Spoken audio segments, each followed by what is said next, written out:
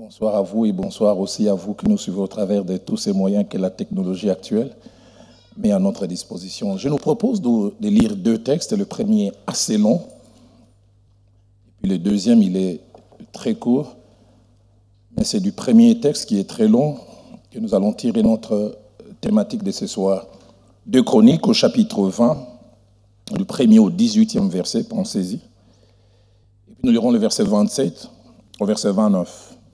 Après cela, les fils de Moab et les fils d'Ammon et avec eux des Maonites marchèrent contre Josaphat pour lui faire la guerre. On vint en informer Josaphat en disant: une multitude nombreuse s'avance contre toi depuis l'autre côté de la mer, depuis la Syrie, et ils sont à Hatzatson-Tamar qui est un Guédi. Dans sa frayeur, Josaphat se disposa à chercher l'Éternel et il publia un jeûne pour tout Juda. Juda s'assembla pour invoquer l'Éternel et l'on vint de toutes les villes de Juda pour chercher l'Éternel.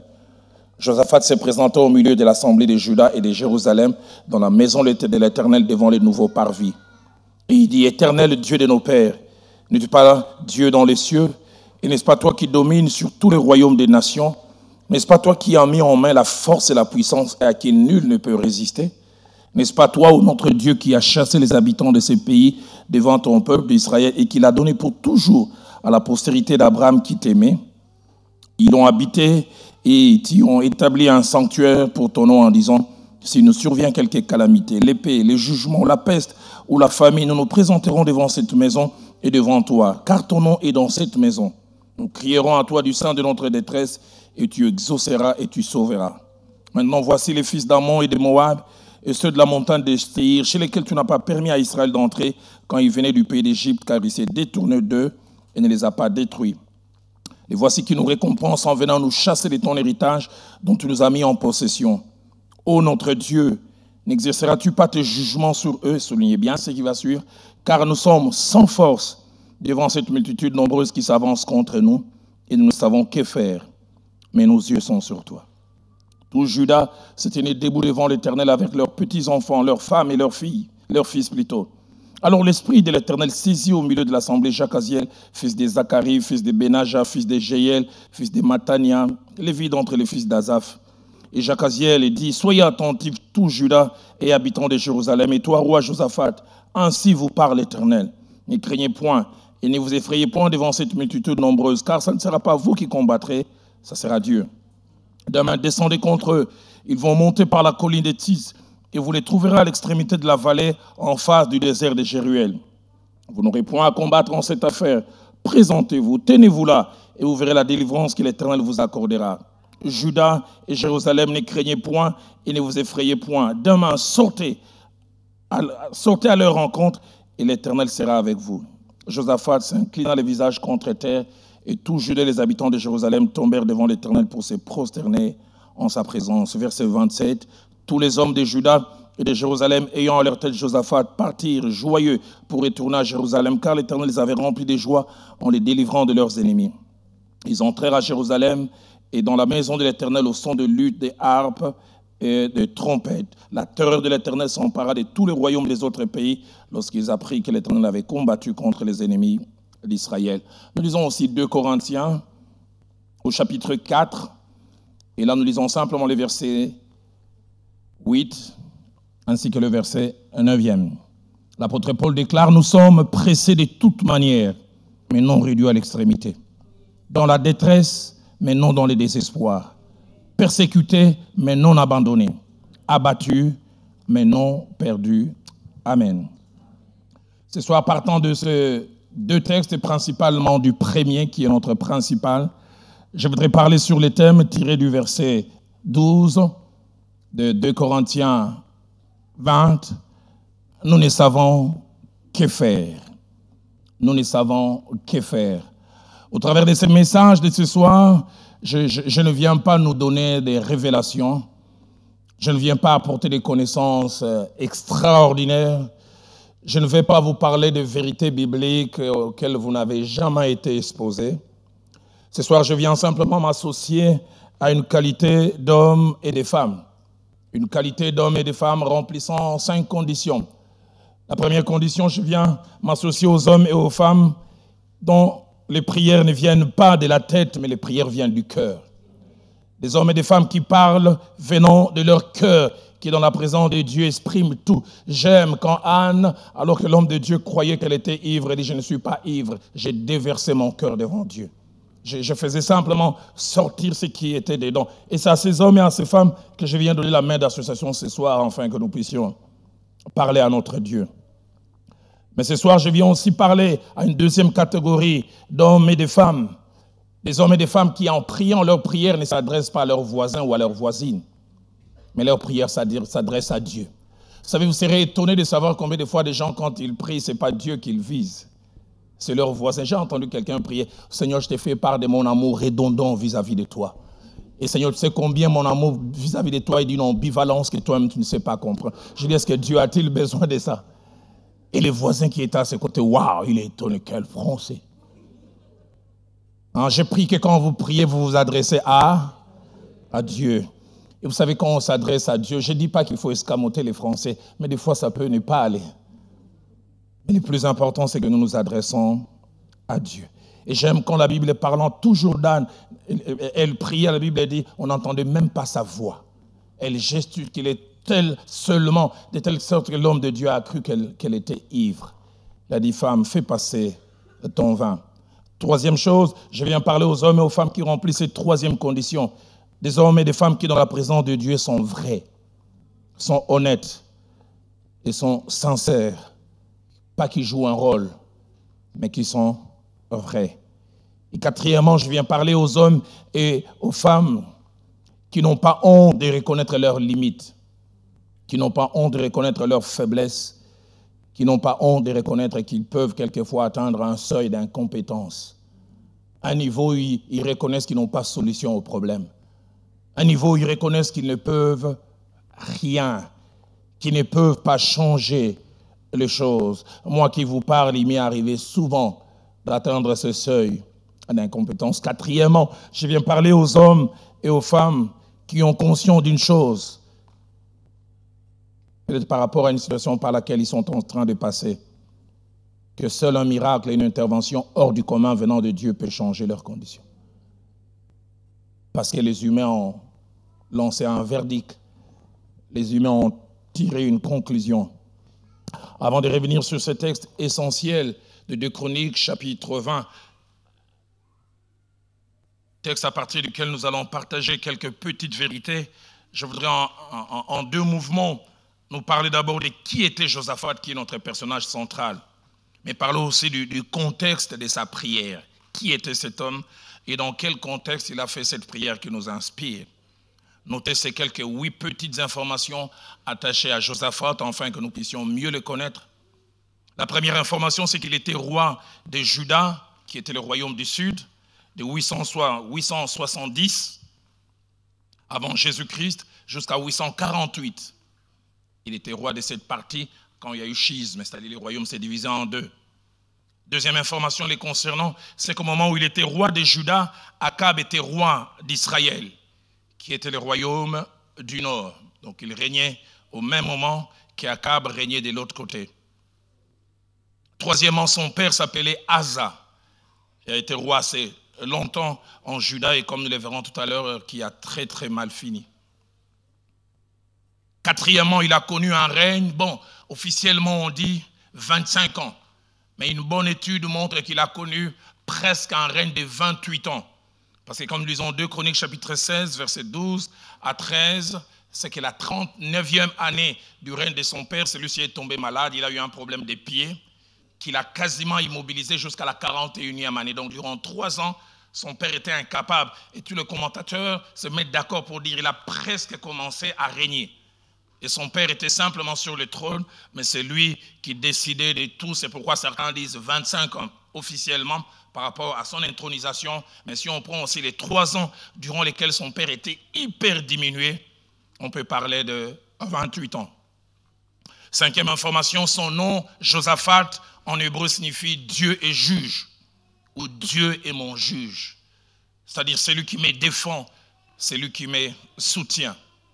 Sixième information concernant Josaphat, c'est qu'il était reconnu comme étant un roi qui était un fin stratège, mais aussi un fin diplomate. Il semble qu'il avait une capacité d'anticipation. Il avait comme une sorte de flair. Il pouvait sentir des choses venir et prendre des précautions. Mais on dit surtout que c'était un homme qui ne laissait jamais passer les petits détails, mais aussi un fin négociateur. Du reste, son règne a été caractérisé par les rapprochements avec le royaume du Nord, dirigé par Akab, alors qu'en temps normal, chaque fois, les deux royaumes étaient comme en rivalité. Septième et avant-dernière information, c'est que son règne a été caractérisé par trois choses. Premièrement, l'attachement à Dieu. Lui-même, il était très attaché à Dieu. Et deuxièmement, par la recherche du triomphe des intérêts de Dieu. Et troisièmement, son règne a été caractérisé par le courage qu'il avait, courage de prendre position pour Dieu. Quelques passages les confirment. 2 Chroniques chapitre 17, versets 3 à 4, dit « L'Éternel fut avec Josaphat parce qu'il marcha dans les premières voies de David, son père, et qui ne rechercha point les Baals. » Il a pris position pour Dieu. Le verset 4 ajoute même « Car il eut recours au Dieu de son père, et il suivit ses commandements, sans imiter ce que faisait Israël. » Alors que de l'autre côté, Akab non seulement était perdu, mais a amené plusieurs à la perdition, Josaphat est resté d'aplomb dans la pensée de Dieu. Toujours 2 Chroniques, au chapitre 17, au verset 16, nous montre quelque chose de merveilleux que je voudrais moi-même vivre et expérimenter. La Bible parlant de Josaphat dit son cœur grandit dans les voies de l'Éternel. Non seulement qu'il rentra dans les voies de l'Éternel, la Bible dit son cœur grandit dans la voie de l'Éternel et il fit encore disparaître de Juda les hauts lieux et les idoles. J'aime ce que la version Top dit, il dit son cœur progressa dans les voies du Seigneur. Seigneur, aide-nous non seulement à commencer les choses, mais à aller le plus loin encore, à grandir. Tel a été le résumé de la vie de Josaphat. 2 Chroniques chapitre 17, versets 7 à 9, nous montre encore même qu'il a envoyé les Lévites parcourir toutes les villes de Juda pour enseigner la parole de Dieu, pour rappeler la loi de Dieu, afin que cette loi puisse conduire et réglementer la vie de tout son peuple. Huitième et dernière information, c'était un roi non seulement intelligent, mais un roi compétent. C'est-à-dire un roi qui avait connaissance approfondie des choses, et cette connaissance lui donnait la capacité de bien juger et de bien solutionner des problèmes. Compétent. Mais deuxièmement, quand on dit qu'il était compétent, il avait des aptitudes qui le rendaient capable de cerner les problèmes et de proposer des pistes de solutions efficaces et efficientes. Compétent. 2 Chroniques chapitre 17, verset 2, nous montre comment il a fortifié Israël. La Bible dit il mit des troupes dans toutes les villes de Juda et des garnisons dans les pays de Juda et dans les villes d'Éphraïm. 2 Chroniques chapitre 17, verset 12 à 13, nous parle des progrès économiques au moment où Josaphat a régné. Il bâtit en Juda des châteaux et des villes pour servir des magasins, afin que les productions puissent être gardées et dispatchées dans tous les pays. Compétent, un homme ayant des aptitudes. 2 Chroniques chapitre 17, verset 14 au verset 19, nous montre le moment où il élève et il organise l'armée. Une armée tellement forte qu'à la fin, cette armée comptait 1 060 000 personnes, équipées, entraînées et bien formées. Pourquoi? Parce que c'est un homme réfléchi. 2 Chroniques chapitre 18 au verset 1er nous le montre laissant son fils épouser la fille d'Akab, mais pour des raisons stratégiques. Il savait que si, c'est vrai que son fils s'est amouraché, permettez-moi les termes, avec la fille d'Akab, mais il s'est dit c'est un mariage qui va servir nos intérêts, qui fera que désormais l'autre ne pourra plus m'attaquer. 2 Chroniques chapitre 19 verset 5 à 6 nous le montre établissant des juges et les obligeant de pratiquer la justice pour empêcher la corruption et l'injustice. Compétent comme roi. Alors cela me permet de toucher le contexte immédiat de sa prière, cette prière qui nous intéresse ce soir. 2 Chroniques chapitre 20, versets 1 à 3, nous montre trois choses. La première, c'est que cette prière arrive dans un moment de surprise. Josaphat est surpris. Il est pris de court. Il est pris à la gorge par une attaque que lui qui était un homme qui anticipait. Il semble qu'il avait des services d'intelligence tellement compétents qu'ils pouvaient infiltrer leurs ennemis. pour savoir d'avance ce que les autres préparaient, un peu comme la plupart des pays et nations font aujourd'hui. Mais là, malgré tous ces services, Josaphat a été surpris, pris à la gorge, pris des vitesses. Parce que ni ses services et ni lui-même n'ont pas su anticiper 3 armées viennent les attaquer. Deuxième chose que ces contextes montrent, non seulement qu'il est pris des vitesses, mais il est pris des vitesses par une coalition inattendue. Une coalition qui n'a pas vu, dont il n'a pas vu plutôt la formation. Il n'a vu ni l'existence, ni les renforcements. Les Maonites, les Ammonites, ainsi que les Moabites qui vivaient séparés. Il n'a pas compris à quel moment ont-ils formé une coalition. Des pays réputés individuellement faibles, mais qui ont eu à former une armée, qui se sont équipés et ont préparé une attaque surprise. Une attaque, quand elle arrive, les commentateurs disent, alors que Josaphat a 1 060 000, cette armée vient avec un minimum de 2 500 000 personnes. On parle même des 3 millions. Surpris. J'ai pas vu venir cela. Et cela vient, le troisième élément, dans les contextes de cette prière. Quand il est pris des cours, il est pris des vitesses. Le verset 3 parle de sa réaction. La Bible dit, il a eu une frayeur. Frayeur. C'est-à-dire une peur violente qui est souvent subite. Elle est quelquefois passagère, mais elle est violente, elle est subite. Elle provoque non seulement des tremblements, mais elle provoque quelquefois des palpitations. Elle est due à un danger, soit réel, soit imaginaire. Frayeur. La version Taube dit, il y eut très peur. La version français courant dit, il fut pris de peur, comme envahi. Ça me rappelle ces jeunes hommes qui devaient passer un examen oral, et puis ils rentrent, son professeur les regarde, et tu trembles, et dit, je ne tremble pas. Les tremblements atteignent jusqu'à la langue, mais ni, je ne tremble pas. Il y eut peur. Français courant dit, il fut pris de panique. Une autre version dit, il fut envahi par l'angoisse.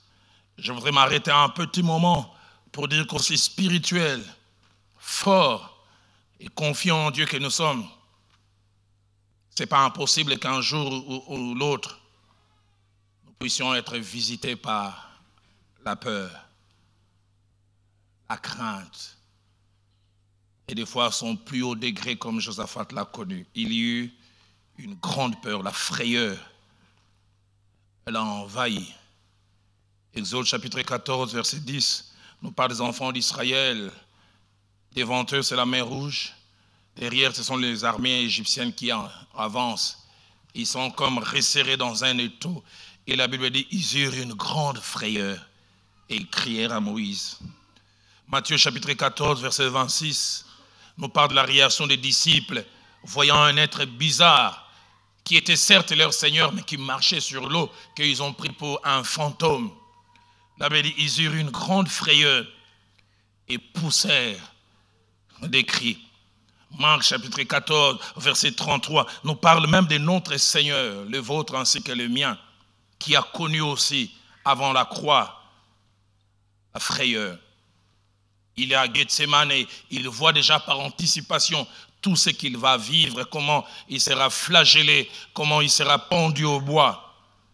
La Bible dit, il prie Pierre, Jacques et Jean et il commença à éprouver de la frayeur et des angoisses. Les mots qui sont utilisés là en hébreu veulent dire il tremblait. Frayeur et angoisse. C'est ça qui me fait aimer la Bible. La Bible ne nous parle pas des héros parfaits. On nous montre des hommes vrais. Ça me rassure des fois de voir des gens qui sont réputés forts, ont connu des choses que des fois je connais aussi. J'ai été rassuré de voir un jour que Jean-Baptiste, le pentecôtiste, qui au plus haut sommet de sa foi, a présenté Jésus en disant « Voici l'agneau de Dieu qui ôte les péchés du monde. » Jusqu'à ce qu'il ait des problèmes et qu'il se retrouve en prison. Il n'a même pas honte et peur. Il appelle 2 de ses disciples, il dit « Allez demander à ce type-là que j'avais présenté. » Est-il celui qui devait venir? Ou devons-nous en attendre un autre? Je serai à la place de ses disciples. Je dis, mais il y a quelque temps, c'est lui-même qui les présentait avec conviction. Ça me fait du bien. Un livre plein d'honnêteté. Tu ne nous montres pas des héros parfaits. Même Paul, dans 2 Corinthiens chapitre 1er au verset 8, a la sincérité de partager des choses intimes qu'il a connues. Écoutez ce qu'il dit. Il dit, nous ne voulons pas en effet vous laisser ignorer, frères, au sujet de la tribulation qui nous est survenue en Asie. Et écoutez la suite. Que nous avons été excessivement accablés au-delà de nos forces. Et il ajoute, de telle sorte que nous désespérions même de conserver la vie. Ah bon, Paul, tu as connu ça? Nous avons eu l'impression que c'était fini. La version Tob dit, les périls que nous avons connus en Asie étaient tellement forts et nous a tellement accablés à l'extrême que nous avons cru que nous nous en sortirons jamais. Français courant dit la détresse, plutôt les détresses par lesquelles nous avons passé dans la province de l'Asie avaient un poids si lourd qu'il était insupportable. Mais de grandes vérités à noter concernant la détresse ou la frayeur. La première, c'est que quelle que soit détresse ou frayeur que nous pouvons connaître, nous devons avoir conscience que nous ne sommes pas seuls dans ces situations. Il nous a promis, je serai avec vous tous les jours jusqu'à la fin du monde. Et j'aimerais vous dire, vous n'avez pas toujours besoin de sentir sa présence. Nous devons simplement savoir qu'il est là. Nous n'avons pas besoin de sensations. Contentons-nous de ce que la parole de Dieu dit. Mais la deuxième des choses importantes, les problèmes avec la frayeur, la peur et toute forme d'angoisse qui peuvent arriver, ce n'est pas de les vivre ou de les connaître. Les problèmes, c'est comment nous réagissons devant ces choses. Comment nous réagissons? Qu'est-ce que ces choses nous poussent à faire? Et j'aime la réaction de Josaphat. Il a eu des frayeurs, certes, mais ma Bible ajoute dans sa frayeur, il s'est disposé à chercher l'Éternel. Il a tremblé, il a été secoué, mais cela l'a amené à chercher l'Éternel. Et la Bible ne dit même pas ça dans sa frayeur. Josaphat s'est disposé à chercher l'Éternel et il publia un jeûne. Nouvelle Bible Second et Français courant disent, Josaphat eut peur, il décida de consulter le Seigneur. Cela me fait penser à ce passage que j'ai mentionné où l'apôtre Paul dit dans 2 Corinthiens 4, 8 à 9, il dit, nous sommes pressés de toute manière, mais non réduits à l'extrémité. Nous pouvons connaître la détresse, mais pas le désespoir. Nous pouvons être abattus, mais pas perdus. La version Nouvelle Bible Seconde dit, nous sommes désemparés, mais non désespérés. Français courant dit, nous sommes accablés à outrance, mais non écrasés. Inquiets, mais pas désespérés. La version Tob dit, devant les impasses de la vie, nous finissons par passer. Terrassés, mais non détruits à jamais. Frayeur. Pourquoi la frayeur de Josaphat? 4 raisons. La première raison de sa frayeur, ce sont les forces en présence. Il a 1,060 000 et les autres ont 2,5 millions. Sur le plan humain, on peut dire qu'il n'y a pas match. Deuxième cause de la frayeur de Josaphat, les autres ont été préparés. Ils se sont regroupés. Ils ont préparé cette attaque. Lui, il est pris des coups. Il n'a pas vu venir la chose. Ses armées sont dispersées dans les pays. Non seulement les armées sont dispersées, mais aussi l'armement. Mais les autres, ils ont tout. Il n'a pas le temps de tout rassembler. Il se demande, que dois-je faire? Troisième raison de sa frayeur, les autres sont psychologiquement préparés au combat, alors que son armée ne l'est pas. Certains sont en vacances. D'autres prennent un bon temps, alors que les autres ont pris tout le temps. Il dit, aurais-je la capacité de mobiliser les gens, afin qu'ils viennent mourir pour la cause du pays?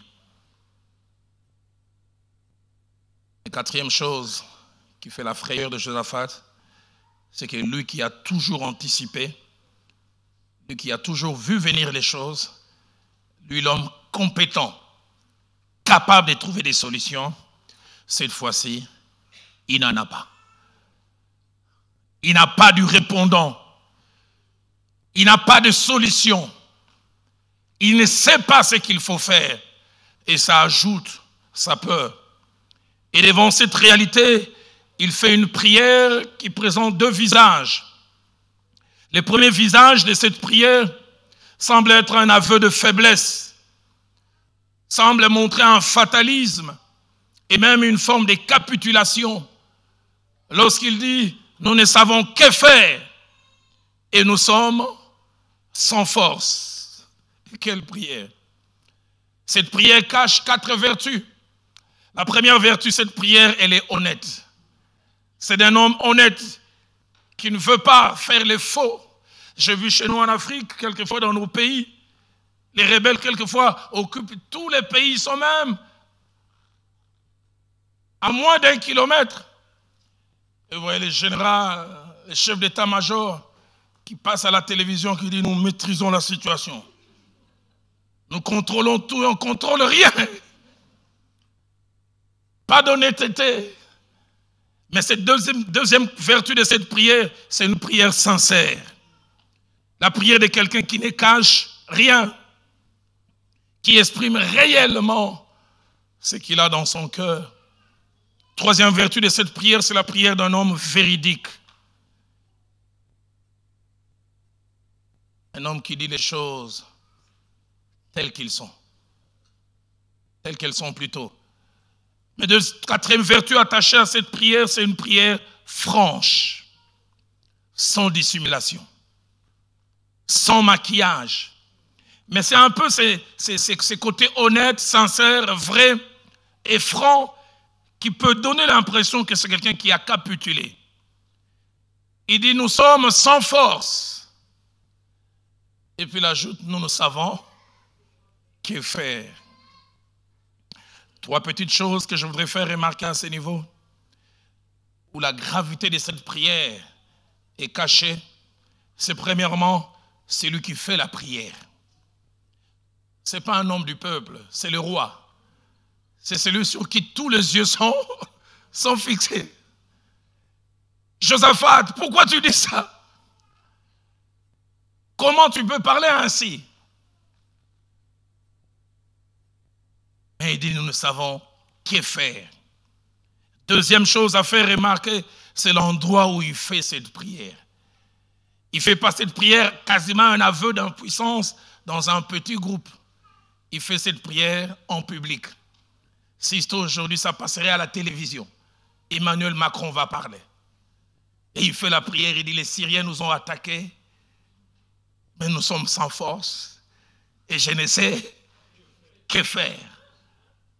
Je vois les gens payer les billets pour aller en Belgique, même au petit Luxembourg. Si lui, il a dit qu'il ne sait que faire, mais Josaphat a cette honnêteté. Je ne sais que faire. Mais troisième chose, c'est les contenus. Il dit, nous sommes sans force. J'aime la traduction parole de vie. Il dit, nous sommes faibles devant cette armée. Waouh! Je m'imagine les conseillers en stratégie, en communication qui étaient proches. Ouais, on ne parle pas comme ça en public. Tu vas décourager le peuple. Nous ne savons que faire. Et nous sommes sans force. La version d'Arbi dit, il n'y a point de force en nous devant cette grande multitude qui vient. Il dit, nous savons ce que nous devions faire. La version Les Semeurs va plus loin, il dit, nous sommes impuissants. La version Free Martin dit, il n'y a point de force en nous devant cette multitude pour que nous puissions subsister. Donc, dans un premier temps, il y a un côté à la fois d'un aveu d'impuissance, de fatalisme ou de défaite acceptée. Mais Dieu merci, ça ne s'arrête pas là. S'il parle d'un côté où il est sans force, mais aussi de l'autre côté de ce qu'il ne sait pas faire, il termine par parler de ce qu'il sait faire.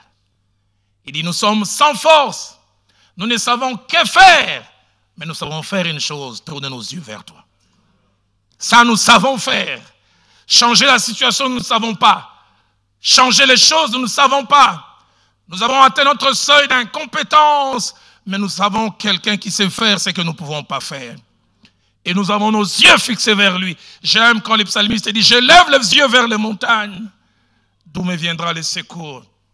Et lui-même ajoute, le secours me vient de l'Éternel. La version français courant dit, mais nous tournons nos visages suppliants vers toi. Parole de vie nous dit, nos yeux se tournent vers toi. La version top dit, mais nos yeux regardent vers toi. Ce soir, je suis venu prier avec un homme et une femme qui, je ne sais devant quelle situation, peut dire comme Josaphat, je ne sais que faire. Un parent qui peut dire, devant cet adolescent, j'ai tout essayé. Je ne sais plus ce que je dois faire, mais mes yeux sont sur toi. Quelqu'un qui sait dire, par rapport à ses problèmes, je ne sais quel problème, ses fiançailles qui boitillent, qui tanguent, je ne sais que faire. Ses problèmes de santé, je ne sais que faire, mais qui peut aussi ajouter, mais mes yeux sont sur toi. Ces problèmes de relations avec mon mari, avec ma femme, je ne sais que faire. Ces dossiers administratifs, je ne sais que faire. Mais nos yeux sont sur toi. Et ce que j'aime, c'est que Dieu aime quelquefois que nous atteignions ce seuil d'incompétence pour que lui agisse. Je voudrais dire à quelqu'un ce soir, ici, et ceux qui nous suivent au travers des médias, sur pourquoi toi tu ne sais rien faire, ton Dieu sait faire quelque chose. Fais la chose essentielle, présente-toi devant lui. Ils ont dit, nous ne savons que faire. Mais j'aime, ils se sont tenus dans la présence de Dieu. Tu es au bon endroit aujourd'hui. La Bible dit au verset 13, tout Judas se tenait debout devant l'Éternel, avec leurs petits-enfants, leurs femmes et leurs fils, incompétents, incapables, et faisant part de cette incompétence. Nous ne savons que faire. Et subitement, ma Bible dit, alors l'Esprit de l'Éternel saisit au milieu de l'assemblée Jacaziel, fils de Zacharie, fils de Benaja, fils de Géel. Et Jacaziel dit, soyez attentifs, tous Judas et habitants de Jérusalem. Et toi, roi Josaphat, ainsi par l'Éternel, ne craignez point, ne vous effrayez point devant cette multitude nombreuse, car ça ne sera pas vous qui combattrez, ça sera Dieu. Je voudrais dire à quelqu'un, c'est pourquoi toi tu ne sais que faire, ton Dieu sait ce qu'il faut faire. Et Dieu leur a fait savoir ce qu'ils devaient faire. Il dit, vous n'aurez point à combattre à cet offert, présentez-vous, tenez-vous là, et vous verrez la délivrance que l'Éternel vous accordera. Waouh! Mais j'aime surtout le verset 16. Il dit, demain, descendez contre eux. Ils vont monter par la colline des Tits. Il leur donne même des points géographiques. Moi, je sais comment ça va se passer. Ils vont venir par la colline des Tits et vous les trouverez à l'extrémité de la vallée, en face du désert de Chéruel. Je voudrais dire à quelqu'un, le Dieu devant qui te présente, celui qui a planté l'oreille, il entend. Et non seulement il entend, il répond. Toi, tu ne sais que faire, mais lui, il sait. Et j'aime à la fin, quand Josaphat a entendu, c'est là le verset 18 dit, Josaphat s'inclinant les visages contre terre, et tout Juda et les habitants de Jérusalem tombèrent devant l'Éternel pour se prosterner en sa présence. Et le lendemain, ils ont utilisé une stratégie hors du commun. Ils ont pris les livres de l'armée, on dit, vous allez chômer aujourd'hui. Ce sont les chantres qui seront devant. Je me demande ceux qui sont venus des écoles militaires se demandent, mais ça c'est livré. C'est des chairs à canon. On va voir ces gens spirituels avec leur stratégie. Ma Bible m'a dit à peine ils commençaient à célébrer Dieu, embuscade entre les ennemis. Ils n'ont perdu aucun militaire, mais quasiment tous les 2,5 millions déracinés, totalement abattus. Et puis à la fin, la Bible dit, ils sont retournés à Jérusalem avec des chants et des cantiques. Dieu m'a dit de dire à quelqu'un ce soir, ne fais pas une belle prière, fais une prière sincère. Ce soir, ne prie pas pour ton voisin, ta voisine. Ce soir, je voudrais des hommes vrais et sincères qui vont dire comme Josaphat, je ne sais que faire. Je ne sais que faire pour changer cet enfant. Je ne sais que faire pour convaincre mon chef que je ne suis pas ce mauvais type qu'il croit. Que c'est dur des fois d'être innocent et que les gens ne croient pas à ton innocence. Tu donnes toutes les preuves. Quelqu'un ce soir va dire, je ne sais que faire pour prouver que je suis vrai. Mais ton Dieu sait le faire. Je ne sais que faire. Et ce matin, cette parole de la Bible m'a profondément touché. Et je termine par là. Alors je demande aux musiciens de s'avancer. C'est dans 2 Rois chapitre 18, versets 28 à 36. Et 2 Rois 19, 14 à 16. J'ai lu ce passage et ça m'a interpellé. Ézéchias était roi de Juda et le roi d'Assyrie est venu haranguer d'abord les foules. Il a crié en minimisant Ézéchias devant le peuple en disant ne les suivez pas. Et puis plus tard, il a envoyé une lettre à la fois injurieuse et menaçante, montrant qu'Israël Juda plutôt ne devait pas avoir confiance en l'Éternel et ne devait pas suivre les balivernes ou les rêveries qu'Ézéchias leur faisait croire. Waouh, étonnant. Quand Ézéchias a pris cette lettre, la Bible dit, il l'a amené dans les temples.